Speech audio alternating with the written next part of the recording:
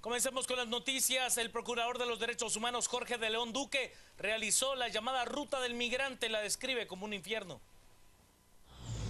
El procurador de los derechos humanos, Jorge de León Duque, presentó su informe, producto de una visita que realizara no solo a la ruta, sino a los lugares a los que llegan los migrantes en busca del sueño americano. El ombudsman fue testigo de cómo el crimen organizado secuestra a niños, niñas, hombres o mujeres para explotarlos sexualmente.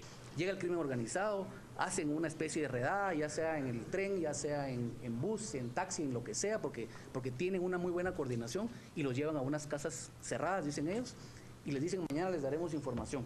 Esta información significa que llega gente, dicen ellos, de los Zetas o de cualquier entidad del crimen organizado y empieza a seleccionar qué niñas o jóvenes pueden ser objeto de explotación sexual, explotación laboral, se los llevan y nunca más se vuelven a ver. Eso es, digamos, quizás otro de los temas que claro que se ha hablado y se habla mucho del tráfico de personas, de trata de personas, de explotación laboral y sexual, y eso es parte de lo que nos ha llamado muchísimo la atención. A esto hay que agregar que los migrantes, cuando pasan por territorio guatemalteco y mexicano, los mismos policías civiles y de migración de ambos países les roban, los maltratan y hasta los violan. Sin embargo, según el PDH, las personas están dispuestas a correr esos peligros que quedarse en un país sin oportunidades. Y yo quizás me quedaría con las palabras de esta señora que nos dijo: prefiero el temor y el miedo de hacer este recorrido, que sabemos lo nefasto y lo peligroso que es, que quedarme en mi país sabiendo que no hay trabajo, no hay empleo, me voy a morir de hambre. Otra de las conclusiones del viaje que resaltó el magistrado de conciencia Jorge de León Duque es que los migrantes centroamericanos y en especial los guatemaltecos no solo corren el gran riesgo de subir a la bestia, el tren de carga que los traslada por la mayor parte del territorio mexicano, sino que ahora también deben de llevar consigo al menos $100 para pagar a los delincuentes que viajan en el tren, porque de lo contrario son arrojados del mismo.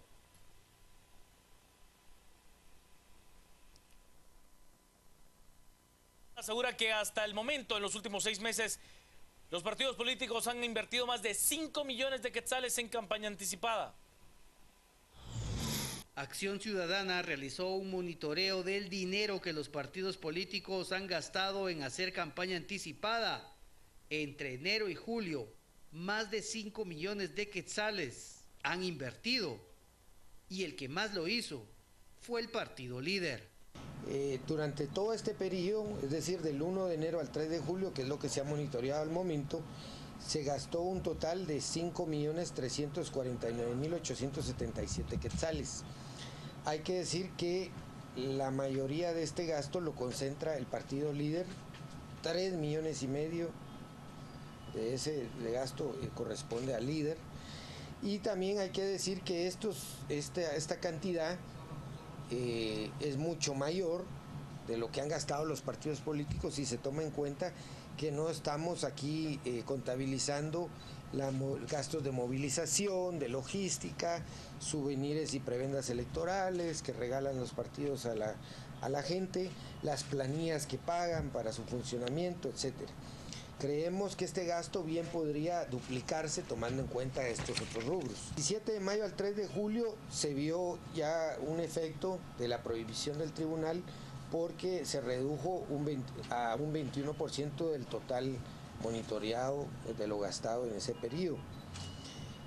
Vemos también que la mayoría de los gastos corresponden efectivamente a campaña anticipada, es decir, a propaganda.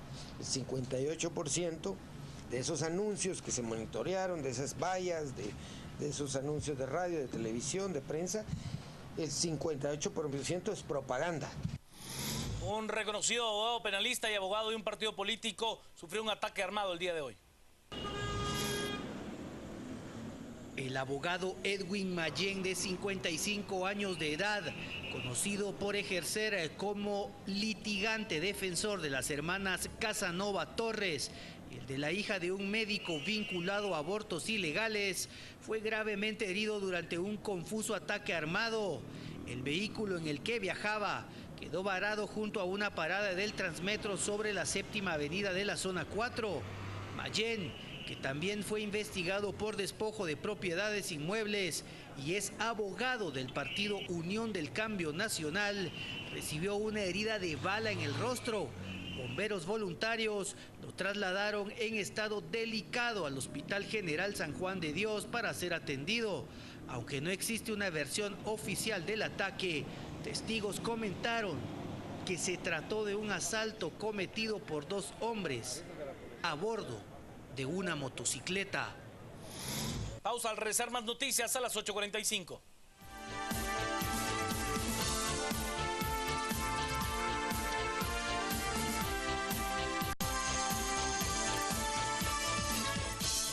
Sigamos con las noticias. He de presentarles resultados de la encuesta realizada por Borges y Asociados a pedido de Canal Antigua y Revista Contrapoder en cuanto al tema de la eventual candidatura de Ingrid Roxana Valdetti Elías a la comuna capitalina. Y con la pregunta, ¿quién tiene más posibilidades de ganar la alcaldía capitalina? ¿Arzú, Roxana Valdetti o ninguno de los anteriores? 43.5% de los entrevistados cree que sería el actual alcalde Álvaro Arzú quien ganaría una eventual elección ante Roxana Valdetti, quien tiene un 17.8% de esta visión de quién podría ganar si las elecciones fueran hoy. 43.5% cree que Álvaro Arzú Irigoyen sería nuevamente alcalde de la ciudad de Guatemala, una ventaja bastante amplia en favor del jefe edil. Nos vamos a la siguiente de las preguntas. Nos preguntamos ahora, ¿cuál es el principal problema de usted y de su familia? El 21.4% cree que es el desempleo, el 18.2% el costo de la vida, la situación económica 11.3%, los bajos salarios 9.3%, la seguridad cae hasta una sexta necesidad 6.4% de los guatemaltecos y la corrupción a un 5.4%. En términos generales, la economía es el tema que más afecta a los guatemaltecos según esta encuesta. Guatemala está hoy mejor, peor o igual que durante el gobierno de Álvaro Colón Caballeros. Aquí hay un histórico porque hay una comparación entre diciembre de 2013 y julio de 2014. Tan solo el 20.9% de los entrevistados cree que la situación es mejor en comparación a lo ocurrido durante el gobierno de Álvaro Colón. 27.6% lo creía en diciembre de 2013. Lo que ha crecido es el tema de que la situación es igual. 48.1% cree que está igual. 43.7% creía en diciembre que la situación es igual a tiempos de Álvaro Colón Caballeros. En la última de las preguntas que realizamos el día de hoy de la encuesta realizada por Borges y Asociados a pedido de Revista Contrapoder y Canal Antigua, ¿va el país en la dirección correcta? 32.4% creía en diciembre de 2013 que sí. El 33.2% cree en estos momentos que sí va en el camino correcto, pero es aplastante la diferencia porque 59.4% cree a julio de 2014 que el rumbo es equivocado. 58.4% lo creía en el mes de diciembre.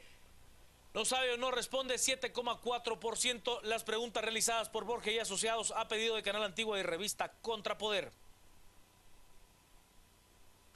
Cambiamos de tema. He de contarle que el Ministerio de Energía y Minas firmó un acuerdo con la Organización de Estados Americanos para llevar a cabo un plan piloto que consiste en mezclar el 90% de gasolina con 10% de etanol. Esto para hacer combustibles de vehículos automotores. El Ministerio de Energía y Minas y la Organización de Estados Americanos, OEA, firmaron una carta de entendimiento para realizar un proyecto piloto usando etanol en vehículos.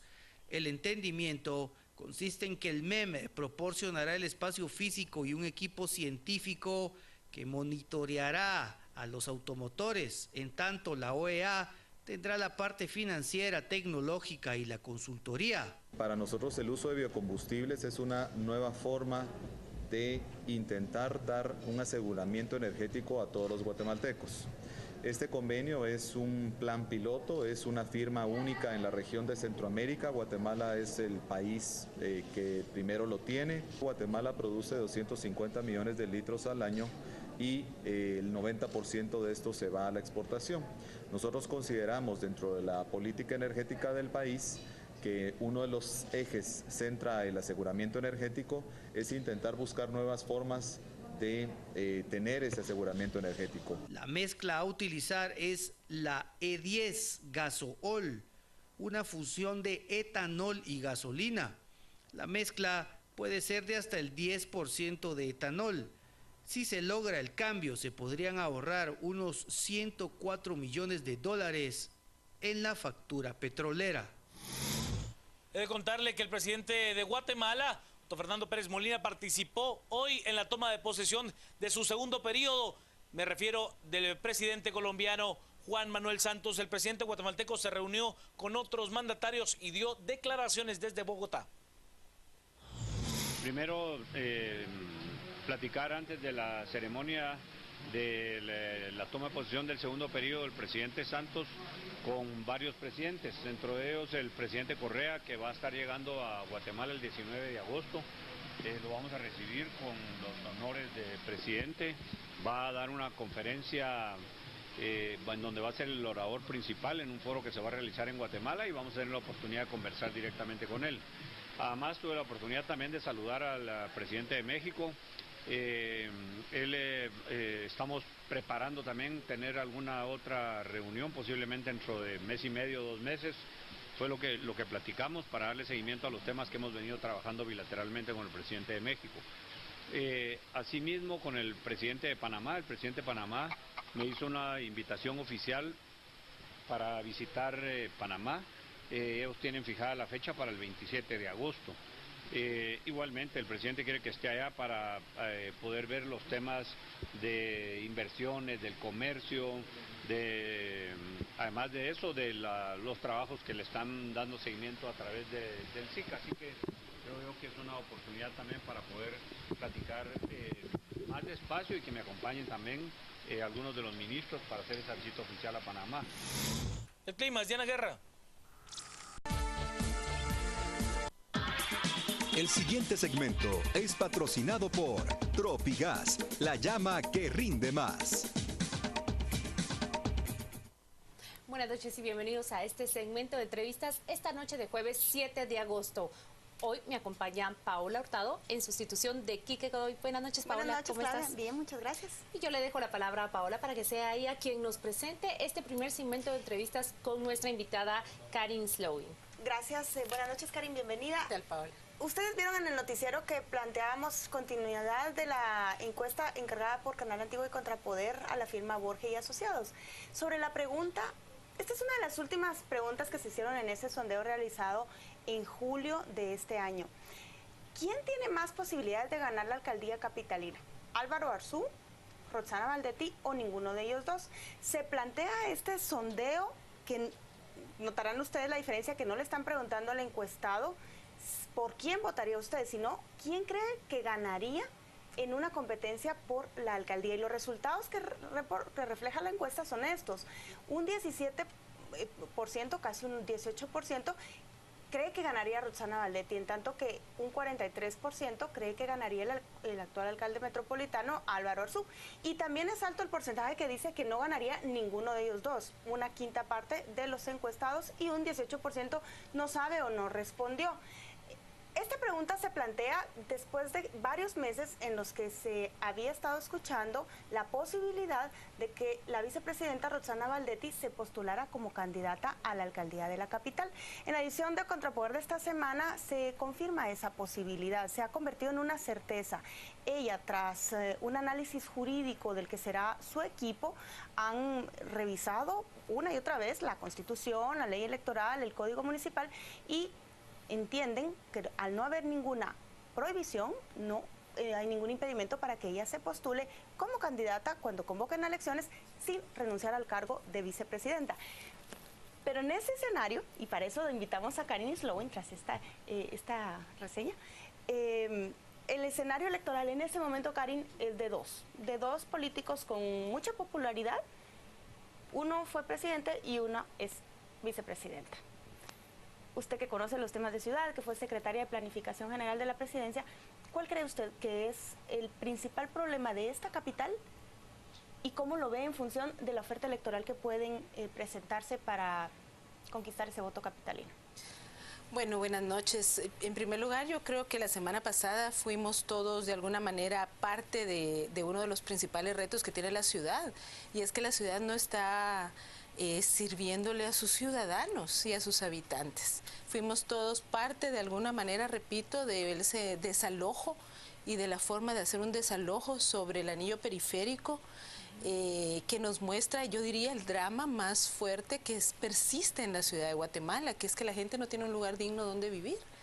Y encima de eso, cuando es desalojada, yo me preguntaba y pregunté en mi muro de Facebook cuál institución estaba allí, aparte de la policía y de la Procuraduría de los Derechos Humanos, para verificar cómo se hacen las cosas, que estaba presente para ayudar al ciudadano, al habitante.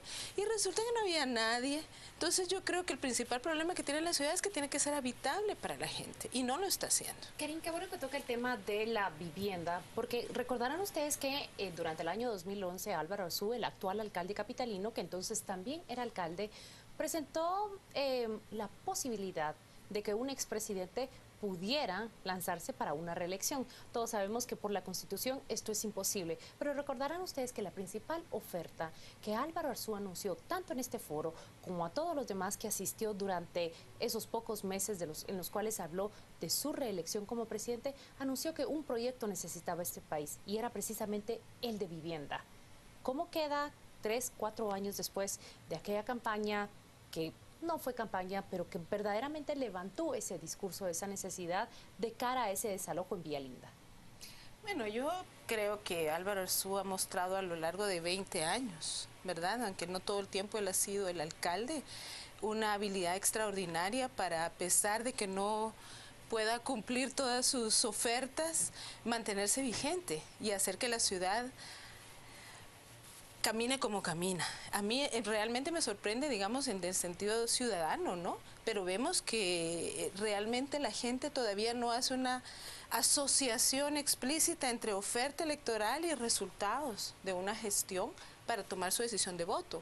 La toman por múltiples otras razones. Entonces, yo sinceramente dudo que eso pueda realmente afectarlo. Yo creo que esos datos, por muy preliminares que sean, aunque no reflejen intención de voto ni nada, nos muestran que la gente reconoce esa trayectoria del actual alcalde, ¿verdad? Entonces yo creo que el reto para cualquiera que se meta ahorita a competir por la alcaldía es hacer la ciudad más habitable. Y yo creo que yo me refería un poco más que la vivienda, Claudia, exactamente.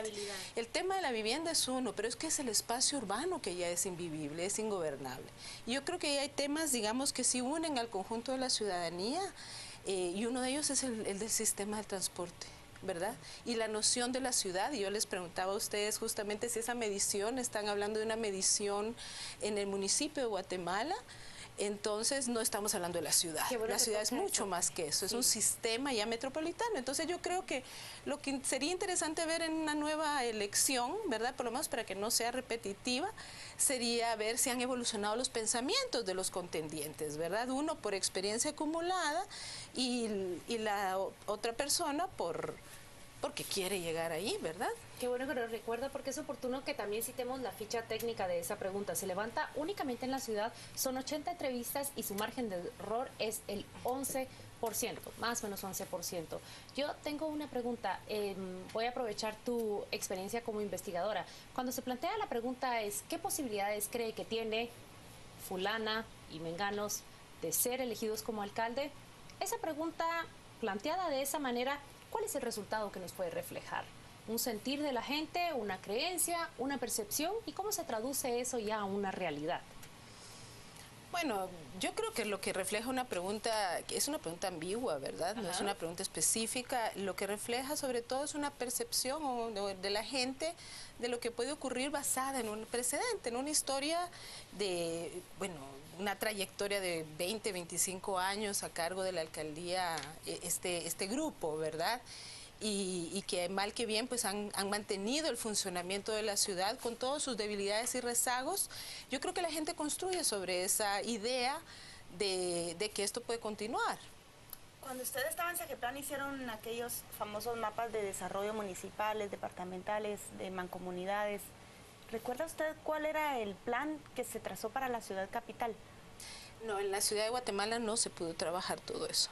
La razón fundamental, una, es que la municipalidad tenía el plan de ordenamiento territorial, uno, que ya venía de antes, y dos, que el tema es que la ciudad de Guatemala ya no puede trabajarse como el municipio de Guatemala.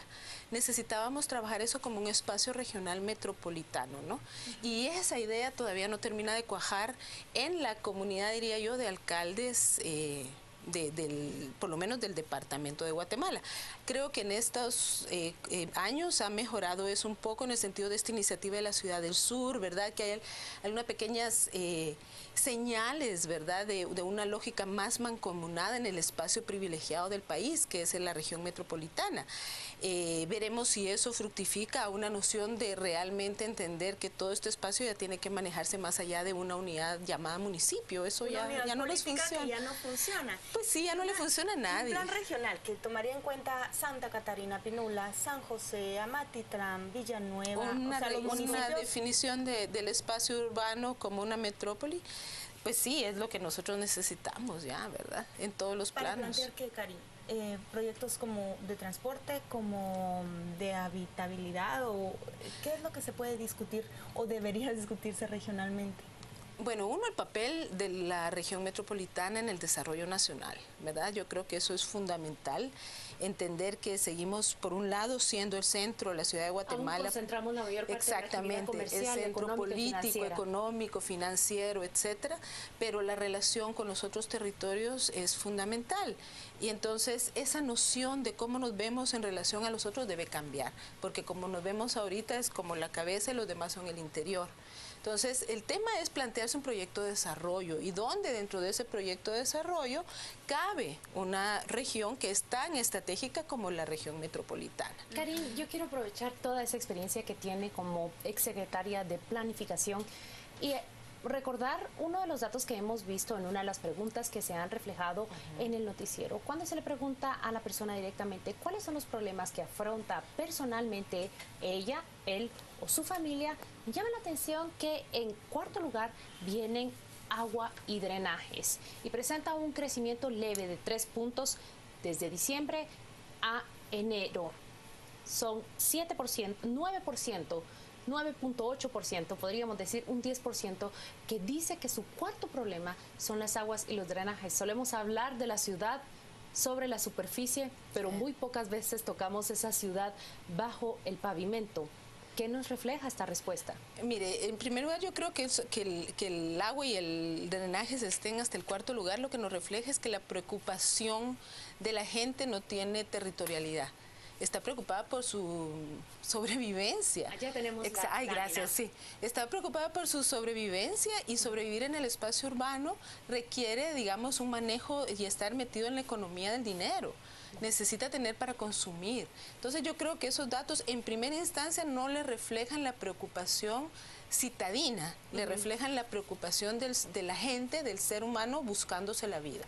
El agua, por eso yo creo que en primer lugar ya llega agua y drenaje. Ahora, una medición que va entre diciembre y va hasta, ¿cuándo me dijo? Junio. Junio, Diciembre, está hablándote junio, de la 7 meses. Temporada seca. Claro. ¿Verdad? O sea, cuando mediciones de julio. Se hizo en junio, cambio, pero te recupera, digamos, lo que estás comparando es un periodo donde es la estación seca. Y este año ha sido particularmente aguda. Entonces, un problema crónico, como tú dices, de los que no se miran porque son subterráneos de la ciudad, se agudiza en una estación seca. Y yo creo que eso es lo que se está reflejando, ¿verdad? La cotidianeidad de la gente, la lucha cotidiana por la comida, por el medio de vida y después por las cosas más básicas, ¿verdad? El líquido vital. Que esa relación se invierte cuando la pregunta es cuál es el principal problema del país, no cuando le preguntan de su familia. Veíamos en la gráfica anterior que es 6 y piquito por ciento de la preocupación por seguridad cuando hablan de la persona o la familia. La seguridad encabeza los 3 primeros puestos o en el segundo cuando es del país. ¿La seguridad debería ser responsabilidad de un municipio, Karin? Yo creo que hay una responsabilidad compartida, Paola. O sea, es que el tema es que el municipio no es ajeno, es parte de un sistema de administración pública. Y uno de los grandes problemas que tiene el país es que mira separado su sistema de administración pública. Por esa noción que tenemos de la autonomía municipal, autonomía no quiere decir que se tiene que desconectar el sistema para funcionar. Por ejemplo, una de las cosas que tratamos nosotros de hacer en su momento fue reconectar el sistema municipal, porque es el que está más cerca al ciudadano, con el sistema de consejos de desarrollo que recibe recursos públicos y la administración central. Entonces, pero eso no significa que el municipio sea una cosa desmembrada. Yo creo que tenemos, en términos de cómo funcionan las políticas públicas, lo que hay que buscar es una articulación de esfuerzos entre los distintos niveles, porque cada uno tiene mandatos que debieran complementar y hacer sinergia con los otros. Además, porque la plata es muy escasa. Karin, según tu experiencia, ¿cuál debiera ser la oferta electoral que dominara el discurso de propuestas en el siguiente año? Ay, mira, yo voy a hablar desde la perspectiva de lo que yo pienso que la ciudad necesita, porque la oferta electoral se va a ir por venderle a la gente bolsitas, ¿sí? Y darle gorritas y darle esas cosas. Vamos a ver lo que yo pienso, yo pienso que, digamos, que una oferta electoral seria debe en primer lugar ¿cómo se llama? Recuperar lo que se ha construido hasta ahora, ¿no? Son 25 años con ciertamente muchos déficits, pero también son 25 años donde la ciudad no es la misma que hace 25 años. Ustedes tal vez son muy jovencitas para recordarse de ello, pero hay una funcionalidad distinta de la ciudad ahora. Entonces, el primero es eso, es construir sobre lo que tenemos. Segundo, yo creo que el gran debate tiene que ver con la noción de cómo entender ya la ciudad y el espacio urbano articulado al espacio mayor al que pertenece, la noción del espacio metropolitano. Yo creo que ese es el principal reto y tal vez una de las principales falencias de la administración de Álvaro Arzú es de alguna manera el no manejar ese entorno de que el municipio ya no se alcanza a sí mismo para entender la ciudad. Tercero, yo creo que de los problemas comunes que tiene toda el área metropolitana, el primero es el transporte. Si aquí se solucionara el problema del transporte, habría un montón de cosas que cambiarían en términos de calidad de vida, en términos de movilidad, de ahorro de combustible, de sentirse uno gente en la ciudad, ¿no? Entonces yo, digamos, si yo fuera a ser candidata, yo trabajaría por un sistema de transporte metropolitano que articulara. Eso de lo que usted plantea es lo que me parece que sería lo más vendible. Eso yo creo que uniría a los ciudadanos. Y también, además, porque hay sobre qué construir, Paola, ¿verdad? O sea, el tema es que se han hecho pasos lentos, desafortunadamente, pero significativos en materia, el tema de la introducción del Transmetro. Yo creo que es realmente importante. El tema es que va a paso tortuga. Me llama la atención esto que dices, perdón, sí. Une a los citadinos. ¿Te refieres a que tanto el que va en carro? Desde el encumbrado que viva en la montaña más fantástica de la ciudad y usa su carro. O su helicóptero. Hasta la persona más humilde que tiene que salir 3 horas antes, ¿verdad?, de su barranco. Todos en esta ciudad sufrimos la inmovilidad, porque no es la movilidad, es la inmovilidad. Entonces a mí me cuesta mucho ver que no lo puedan ver, ¿verdad? Que en términos políticos, en términos de lo que necesita la ciudad, es un elemento fundamental. Y el otro creo que es el acceso a servicios públicos, ¿verdad? El tema de no poder solucionar nunca el tema del agua, ¿verdad? Pero el tema del agua es una bombita de tiempo, porque es una gran bomba de tiempo. Sí. De donde nos nutrimos del agua, literalmente nos la estamos evaporando. Y por eso el tercer elemento que yo también es el recurso bosque, ¿me entiende? Nos estamos quedando en la ciudad, digamos, hay un reto en términos de conservar la masa boscosa para la recreación, para la habitabilidad, pero también para conservar las fuentes de agua locales, lo poco que todavía hay. Sí. Y tercero es que esta ciudad, como usted dice, se va a quedar con sed muy pronto y nuevamente estamos con la disyuntiva de ver si va a pasar algo en materia de inversiones en agua en el país, en la ciudad, perdón. Entonces yo creo que, digamos que entre los abundantes retos que puedan haber, La habitabilidad, y la habitabilidad pasa por transporte, por ofrecerle a la gente algo digno, no una bolsa, ¿verdad? Y después desalojarlos. Eso que pasó en el periférico es realmente indignante, o sea, mover no sé qué cantidad de policías para sacar a la gente y no había una entidad de soporte para las personas. Eran 150 familias, de acuerdo con los reportes de prensa.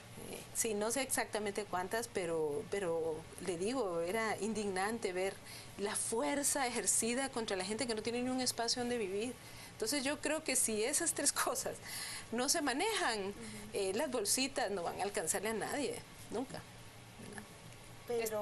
Pero también las ofertas que se han hecho, no solamente del alcalde cuando busca la reelección, sino de las que se escuchan, van en esa línea: transporte, servicios, pues sí, porque una ciudad moderna, siempre está la oferta de viabilizar el subterráneo, metros de superficie, autopistas. Al final los 4 años resultan tan poquitos y los recursos tan escasos que lo que termina uno viendo después del periodo es nuevamente el ofrecimiento de que se va a empezar. Sí, yo creo que eso, digamos, lo vamos a ver a nivel de este municipio, lo vamos a ver en todos los municipios y lo vamos a ver a nivel de país, ¿verdad? Yo no veo un escenario en este momento que nos vaya a permitir realmente una oferta seria, ¿verdad? Karin se adelanta a medir lo municipal a lo nacional ya. Es que yo tengo que agradecerle acá su participación en este segmento. Hemos llegado al final, pero quédese usted con nosotros que aún hay una entrevista más y permanezca en compañía de Canal Antigua. El anterior segmento fue patrocinado. Este segmento es presentado por EXA. Estamos en cada momento de tu vida. Ya estamos de vuelta y esta es la primera vez que Luis Arriaga, que ha sido nombrado el subsecretario adjunto para la Oficina de Asuntos Antinarcóticos de Estados Unidos, visita Guatemala en calidad de un funcionario oficial. Pero él es guatemalteco, nació y creció acá, y en 1971 migró hacia Estados Unidos y ha tenido una carrera diplomática por más de 30 años. Vamos a hablar en primer lugar de esa experiencia, de su cargo como encargado de esa Oficina Regional de Asuntos Antinarcóticos para el Hemisferio Occidente. Y quisiera hacer pues una pregunta que es básica y que seguramente la ha escuchado muchas veces: la llamada guerra contra las drogas. Sí. Quiero escuchar la perspectiva de un funcionario que está viendo todo el hemisferio occidental y que me haga este ejercicio simple. Enuméreme 3 victorias de esa guerra que está por cumplir 50, 60 años casi ya, pero también enuméreme 3 fracasos que los oficiales consideran aquí, y en esto nos equivocamos. Mire, el término guerra contra las drogas es un término que se adoptó en los años 60 y un término que quedó pegado. Ese es el término que se utiliza en muchos ámbitos. Pero no es una guerra para las drogas. Nosotros tenemos una estrategia que es una estrategia integral, donde se aborda el tema de la droga desde el punto de vista de la demanda. La demanda de la droga se considera un problema de salud. Se ve el problema de la droga como un tema también de desarrollo económico. Entonces nosotros tenemos programas que están dedicados a dar alternativas a aquellas personas que se dedican al cultivo, digamos, de la coca o de la amapola. Entonces se ve el tema de desarrollo económico. También entendemos de no solamente darles una alternativa, sabemos que debe existir infraestructura, deben existir servicios, y tenemos programas que tratan de impulsar esto. También tenemos el programa de interdicción y erradicación, porque lo vemos también del lado de la demanda y del lado de la oferta. Entonces es un programa integral. Hemos aprendido mucho en los últimos 30 años, tenemos años de estar haciendo eso. Al principio sí era una especie de acción solamente policial, y nos hemos venido a dar cuenta que mientras que las acciones policiales son necesarias, también hay que abordar el tema desde un punto de vista integral. Luis, ¿hay coincidencia o hay relación entre el nombramiento suyo en este cargo, su venida acá a Guatemala, siendo usted guatemalteco, con esa posición o propuesta que ha intentado lanzar Guatemala de parte del presidente Pérez Molina de por lo menos discutir la posibilidad de regularizar, despenalizar o modificar la forma en que se combate ese mercado de narcotráfico? ¿Hay relación con eso? No, no hay ninguna relación. Lo único que le puedo decir es que nosotros respetamos el derecho de cada país de adoptar políticas de droga que ellos consideran sea necesaria para su condición, las condiciones y las necesidades de cada país. Ahora, nosotros siempre pensamos que es importante que cualquier tipo de acción que se toma sea dentro del marco de los convenios, 3 convenios internacionales de antidrogas. Nosotros pensamos que estos convenios permiten que los países puedan tomar acciones que ellos consideren las más idóneas para sus condiciones. Entonces, esa es nuestra opinión sobre el tema de la legalización. También consideramos que la legalización no es una panacea, tiene muchos problemas y pensamos que la adopción de políticas de droga tiene que estar basada en estudios, tiene que estar basado en la ciencia, tiene que estar basado en las experiencias de cada país. Luis, dentro de las acciones, entre las acciones que mencionó, como la estrategia de Estados Unidos para combatir el problema de las drogas o para solucionarla, le hizo falta nombrar una de la que los guatemaltecos hemos sido testigos a partir del año 2009. Esa identificación, persecución y captura de al menos 7 u 8 jefes, cabezas y líderes de organizaciones criminales quienes han sido extraditados a Estados Unidos. Guatemala no es territorio para juzgarlos, ha declarado Estados Unidos, y por ende se les ha capturado y llevado a prisiones estadounidenses. ¿Qué resultados ha dado esto? ¿Cómo se siente Estados Unidos de cara a esta política? Bueno, nuestras autoridades judiciales presentan casos basados en la violación de nuestras leyes. Entonces, cualquier solicitud de extradición está basado en un proceso judicial que llena los requisitos que nosotros consideramos necesarios en nuestro país. Entonces, como entre países existen convenios de extraditación, se viene y se solicita que se extraditen estas personas. Consideramos que esa es una de las políticas más efectivas porque al extraditarse y al juzgar a estas personas, algunas veces estas personas empiezan a hablar, empiezan a compartir la información. Entonces eso, porque en nuestro sistema hay un sistema donde si la persona coopera, entonces las cortes pueden ser un poquito más, no diría suaves, pero pueden entrar en considerar el hecho que estas personas han cooperado con nosotros. ¿Por qué nunca vemos esas acciones en el lado de Estados Unidos? No escuchamos de capos del narcotráfico capturados y procesados con la misma sonoridad que se llevan de Latinoamérica hacia el territorio estadounidense. Bueno, yo diría que eso es más que todo por cuestión de que la prensa le pone atención a los grandes capos, pero en Estados Unidos existen redes de narcotraficantes, existen redes de personas que también trafican con personas y nuestras autoridades judiciales están obviamente bien tratando de la mejor forma que puedan de intervenirlas y de interrumpirlas y de Pero alguien del calibre del Chapo Guzmán o de los que se han extraditado acá en Guatemala, ¿me podría usted hacer esa analogía?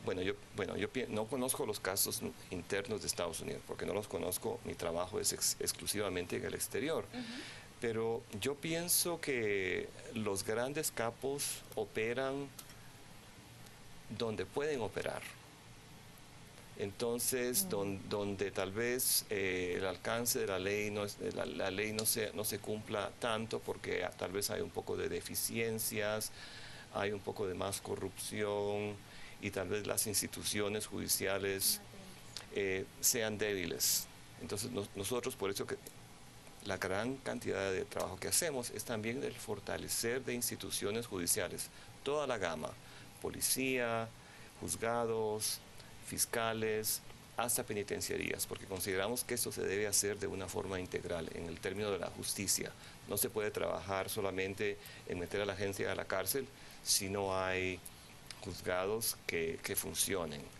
Tampoco se puede condenar a gente a que vaya a la cárcel, y en la cárcel donde hay unas condiciones terribles, porque se convierte en un problema de derechos humanos. Entonces, por eso trabajamos de una forma integral. Permítame preguntar acá lo que los escépticos en América Latina se preguntan. Primero fue Pablo Escobar y luego surgieron los hermanos Rodríguez Orejuela. Luego fue el Chapo Guzmán y de pronto surgió Otto Herrera, Mario Ponce, Juan Chamalé.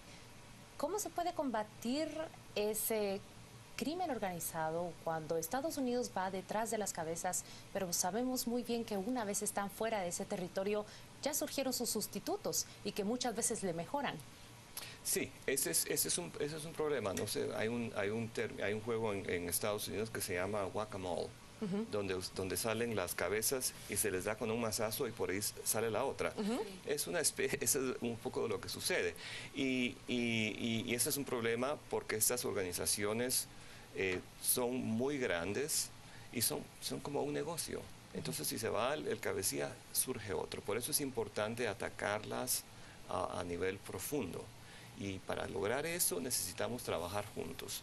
Nuestro gobierno, trabajar con los gobiernos regionales. Es la única forma que podemos hacerlo, porque es una responsabilidad compartida. Ya ve usted, digamos, en el caso de Colombia. En el caso de Colombia ya no se escucha mucho de los grandes, sí. Pero quedaron las FARC, que se han dedicado al narcotráfico, y han venido saliendo otras instituciones. Pero a pesar de eso, la producción de cocaína y la hoja de la coca en Colombia se ha reducido de una manera muy importante, de más del 40% en los últimos años. Esto no sucedió de la noche a la mañana. Ha sido parte de un esfuerzo de más de una década en la que estamos trabajando muy de cerca con el gobierno de Colombia. Ahora lo que se pretende es, ahora que ha resurgido el tema de los niños menores, utilizar esto como una oportunidad para volver a tomar todo el tema de manera integral. Y ya ve usted que el presidente Obama ha presentado una solicitud al Congreso para empezar a abordar el problema, y en la parte que va a asistencia exterior, la gran mayoría es para asistencia económica. Y la asistencia de seguridad es de los 300 millones, solamente 85 millones son para asistencia de seguridad, el resto es para asistencia económica. Este es un comienzo que va a requerir que nuestros gobiernos se reúnan, conversemos y busquemos la forma de cómo salir adelante. A mí me gustaría escuchar cuál es el análisis general que usted hace de, bueno, usted es un subsecretario de Asuntos Antinarcóticos, pero en esa estrategia contra las drogas, al cerrar las fronteras, inevitablemente hay un impacto para los migrantes centroamericanos y de todo el mundo que intentan ingresar a Estados Unidos. ¿Cuál es el análisis que usted hace cuando se cruzan esos dos asuntos que le competen a Estados Unidos y que vienen desde el exterior? Bueno, nosotros en el tema de los inmigrantes, especialmente en relación al tema de los niños migrantes, lo que estamos haciendo, la parte de mi trabajo es tratar de trabajar con los gobiernos regionales para abordar los temas de seguridad, que son una de las muchas causas que empujan a estos niños a irse al norte, porque sabemos que hay otras razones. Está la razón del deseo de reunirse con sus familias, está el deseo de mejorar sus condiciones, tal vez se sienten, también está el problema que tienen con el miedo de las pandillas y de la situación de seguridad. Entonces, por eso es que lo estamos haciendo de una forma integral. Y el trabajo que yo hago es de trabajar con las autoridades para abordar el tema de seguridad. En esta visita he visitado la Comisaría 14, he visitado Villanueva y he visto en acción la Policía Comunitaria, que es un modelo que ha dado muy buenos resultados y que nosotros quisiéramos trabajar con el gobierno de Guatemala para ver dónde podemos expandir y llevar estas actividades a otras zonas donde hay problemas. ¿Son las pandillas un problema más grave que el narcotráfico en esas zonas? Bueno, es que está mezclado. Las pandillas con el problema de la extorsión, que es muy bien conocido en Guatemala, y aparentemente hay una relación entre las grandes redes de narcotraficantes y las pandillas. Se han unido, algunas veces dice que las pandillas son los soldados de foot soldiers, ¿cómo se dice? La tropa. Como es la tropa que trabajan y que apoyan a las actividades de los narcotraficantes. Entonces es una sociedad nefasta entre las grandes redes narcotraficantes y las pandillas. Solo para puntualizar mejor la duda que yo tenía. Si entran migrantes indocumentados por esos mismos lugares, también se puede presumir que entra droga.